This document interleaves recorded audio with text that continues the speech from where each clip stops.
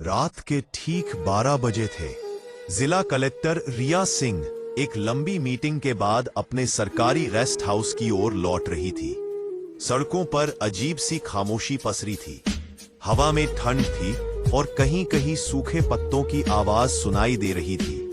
रिया सिंह थोड़ी घबराई हुई थी, इसलिए सड़क खाली देखकर उन्होंने गाड़ी की स्पीड थोड़ी बढ़ा दी। अचानक उनकी कार एक झटके से बंद हो गई। हेडलाइट धीमी पड़ गई और इंजन जैसे किसी ने पकड़कर रोक दिया हो। रिया ने तुरंत दोबारा स्टार्ट किया, फिर से कोशिश की, लेकिन इंजन एक बार भी आवाज नहीं कर रहा था। वह कार से उतरकर बोनेट खोलती है। धुआं नहीं था, लेकिन इंजन गर्म लग रहा था। ओ गॉड, अभी के अभी खराब होना था, उन्होंने खुद से कहा। उन्होंने मोबाइल निकाला और पिता को कॉल लगाने की कोशिश की, पर नेटवर्क गायब। इतने सुनसान एरिया में नेटवर्क भी साथ नहीं दे रहा था।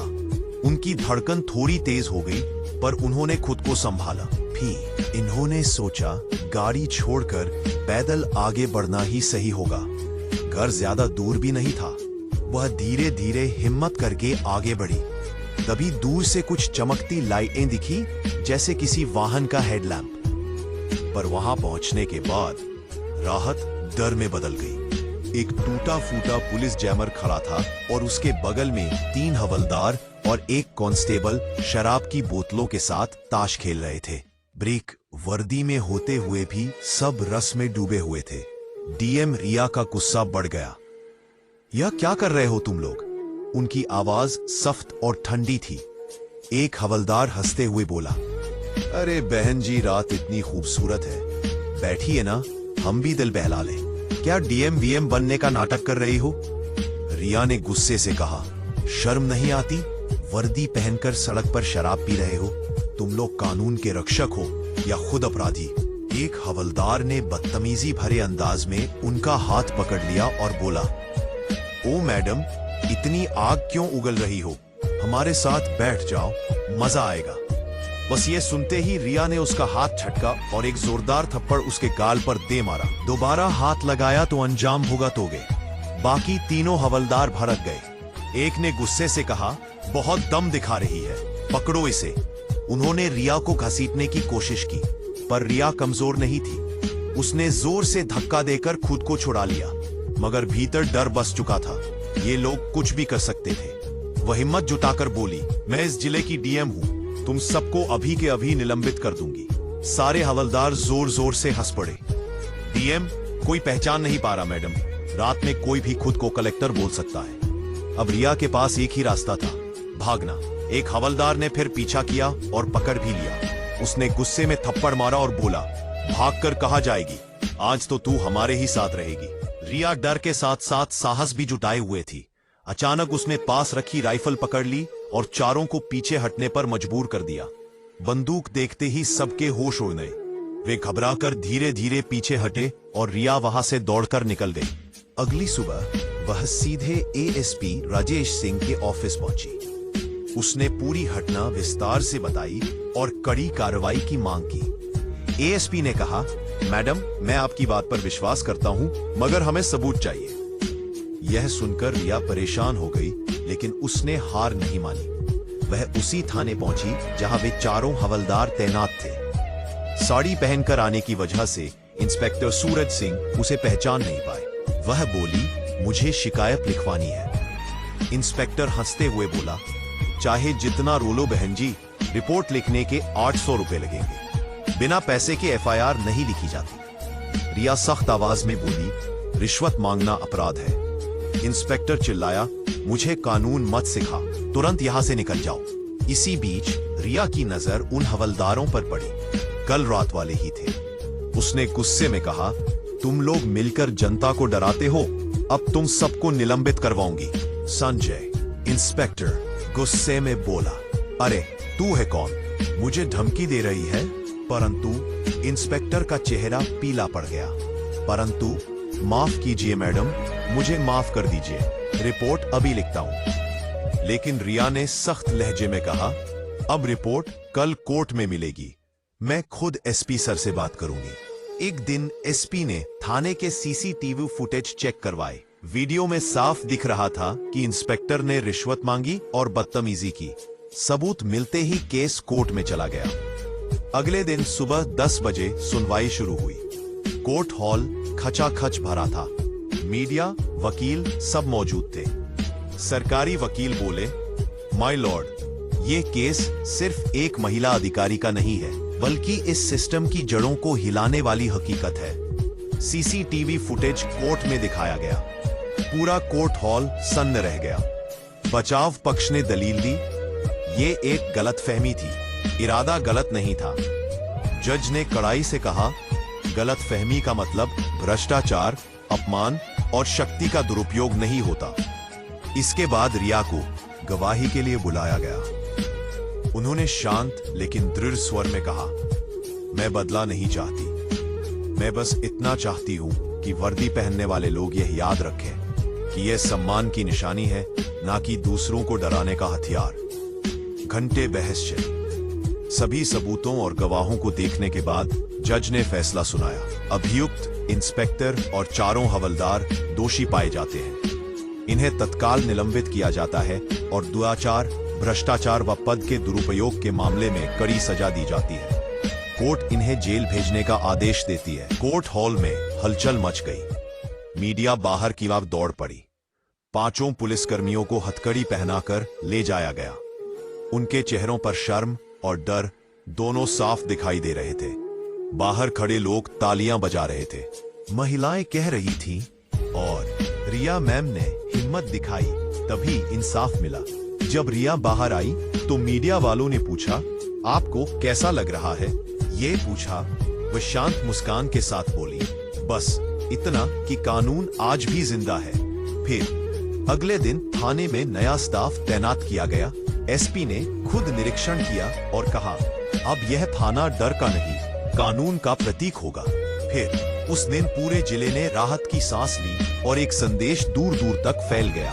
फिर जब एक औरत हिम्मत से खड़ी होती है तो पूरा सिस्टम झुक ही जाता है।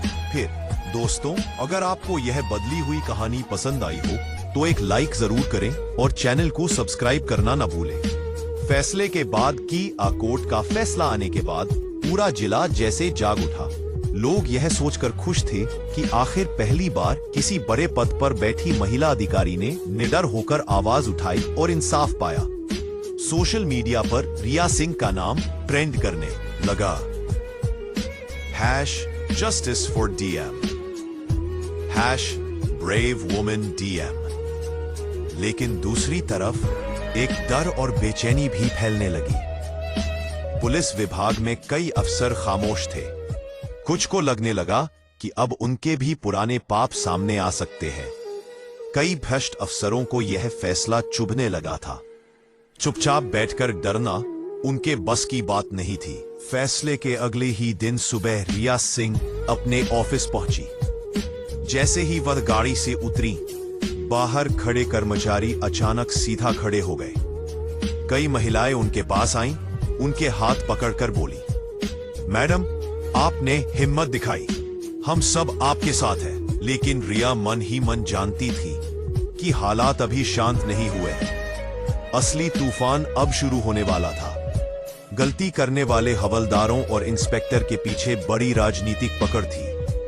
कई नेता उन्हें बचाने के लिए सक्रिय हो गए थे। दबाव की पुलिस करते हुए एक बड़ा सोना में पर बैठे एक हासन मुंह टेलीफोन पर बात किया। वेद भविष्य में चुने। जी ही मैडम, जी नमस्कार। देखिए, रात हुई थी, लड़के गलती कर गए, जवान बच्चे हैं, ऐसा होता रहता है। मैंने आपको बताया कि हम मेरे नजदीक में बेही जमीन है और मेरे लिए आपका वक्ता बेही जमीन पर आने के लिए, ताकि मेरे नजदीक में हर बात सही हो। ईद से बोलकर बाला बोल का सूख ना देते हैं। ऐसा होता रहता है। बच्चों को नरमी ना करें, गलत काम करें। सर, गलती एक बार होती है, लेकिन उन्होंने अपनी वर्दी का गलत उपयोग किया है। ये कोई छोटी बात नहीं है। फोन के दूसरी तरफ हल्का सा ठहाका गूंजा। मैडम, आप नहीं है, सिस्टम ऐसे नहीं चलेगा, थोड़ा एडजस्ट करना सीखिए। रिया ने फोन काट दिया। हाथ थोड़ा सा कांप रहा था, पर आवाज में दृढ़ता थी। वह जानती थी कि ये लड़ाई अकेले की नहीं है, लेकिन पीछे हटना भी विकल्प नहीं था। उसी रात एसपी राजेश सिंह उनके घर पहुंचे। उनके चेहरे पर चिंता थी। मैडम, ऊपर से बहुत दबाव आ रहा है। कई लोग चाह रहे हैं कि केस वापस लिया जाए, लेकिन मैं आपके साथ हूं। चाहे जो हो, सच आगे आना चाहिए। सुरभि ने पहली बार महसूस किया कि इस सिस्टम में सच बोलना कितना कठिन है, लेकिन जितना कठिन था उतना ही जरूरी भी। अध्याय 4, रात का साया। फैसले के 2 दिन बाद रात को अचानक रिया के घर के बाहर 2 बाइक रुकी। गेट के बाहर कोई चीख कर बोला, बहुत बहादुर बनती है ना, देख लेंगे तुझे। फिर बाइक तेजी से भाग गई। फिर रिया ने सिर हिलाया। डर उनके अंदर भी था, लेकिन अभी पीछे हटना कमजोरी होती। अगली सुबह वह अपने पिता के पास बैठी। पिता ने कहा, बेटी डरना मत, तू सही काम कर रही है। सच बोलने वाले पर पत्थर जरूर पड़ते हैं, लेकिन इतिहास में नाम उन्हीं का लिखा जाता है। रिया ही की आंखें भर आई। पिता की आवाज ने उन्हें फिर से मजबूत कर दिया। अध्याय 5, मीडिया का तूफान। टीवी पर बहस शुरू हो गई थी। क्या डीएम ने ज्यादा सख्ती दिखाई? पुलिस विभाग में सुधार कब आएंगे? महिलाओं की सुरक्षा सिर्फ भाषण या असली काम? एक पुरुष एंकर चिल्ला रहा था, अगर जिले की डीएम तक सुरक्षित नहीं है तो आम महिलाओं का क्या होगा? दूसरे चैनल पर एक नेता सुरभि पर आरोप लगा रहा था, उन्हें पब्लिसिटी चाहिए इसलिए ड्रामा कर रही है। यह सब देखकर रिया को गुस्सा भी आया, दुख भी। उन्होंने राजेश सिंह से कहा, अब मुझे सिस्टम में सिर्फ एक केस नहीं, पूरी सफाई करनी है। अध्याय 6, ऑपरेशन साफ सफाई। रिया ने एक गुप्त टीम बनाई, ऑपरेशन साफ सफाई। इस टीम में ईमानदार अधिकारी चुने गए। उनकी पहली जांच उसी थाने से शुरू हुई जहां हवलदार तैनात थे। टीम ने पता लगाया कि वहां हर रिपोर्ट के नाम पर 200 से 500 रुपए वसूले जाते थे। शराबबंदी के नाम पर अवैध शराब बिकवाई जा रही थी। रात की गश्त का रिकॉर्ड फर्जी बनाया जाता था। महिलाओं की शिकायतें फाड़कर फेंक दी जाती थी। थाने की जमीन पर बने क्वार्टर पर अवैध कब्जा किया गया था। यह रिपोर्ट पढ़कर सुरभि ने दांत भी लिए। अब यह थाना नहीं, यह पूरे शहर की गंदगी फैलाने की जड़ है। उन्होंने राजेश सिंह से कहा, कल सुबह रेड करते हैं। अध्याय 7, थाना रेड। अगली सुबह 7 बजे पूरे जिले की मीडिया, पुलिस और प्रशासन एक साथ थाने पर पहुंचे। जैसे ही रिया गाड़ी से उतरी, सारे पुलिसकर्मी अचानक घबरा गए। रिया ने कहा, सभी को लाइन में लगाओ, हर रिकॉर्ड चेक करना। ओके है। जैसे परतें खुलती गई, काले सच निकलते गए। शराब की छुपी बोतलें, पैसे की गड्डियां, गायब एफआईआर रजिस्टर, फर्जी मेडिकल रिपोर्टें, कॉपी। सुरभि ने सबके सामने कहा, यह थाना अब लोगों का नहीं, अपराधियों का अड्डा बन चुका था। आज से यह बदल जाएगा। मीडिया कैमरे चमक उठे। आज तारीख का दिन जिले की सबसे बड़ी रेड के नाम लिखा गया। अध्याय 8, नई भर्ती, नया नियम। थाना खाली करवाया गया। नए पुलिसकर्मी लगाए गए। महिलाओं की सुरक्षा डेस्क बनाई गई। हर कमरे में नए कैमरे लगाए गए। दैनिक निरीक्षण अनिवार्य कर दिया गया। रिया हर दिन खुद वहां जाती थी और बैठकर पूछती, आज किसी को कोई दिक्कत, कोई मदद चाहिए? लोग धीरे धीरे भरोसा करने लगे। महिलाएं पहले से ज्यादा सुरक्षित महसूस करने लगी। अध्याय 9, दुश्मनों की चाल। जब सिस्टम बदलने लगा तो भ्रष्ट लोगों को यह नागवार गुजरा। उन्होंने एक रात सुरभ के खिलाफ झूठी शिकायत दर्ज कराई कि डीएम मैडम ने एक कॉलेज प्रोफेसर को बेवजह सस्पेंड किया है। मीडिया में फिर आरोप लगने लगे। सुरभ परेशान हुई, लेकिन हार नहीं मानी। उन्होंने खुद कॉलेज जाकर जांच की। वहां पता चला प्रोफेसर लड़कियों को गलत तरीके से छूता था और पिछले 6 महीने से उसके खिलाफ 11 शिकायतें थी जिन्हें कॉलेज प्रशासन ने दबा रखा था। सुरभ ने कहा, झूठ कितना भी बड़ा क्यों ना हो, सच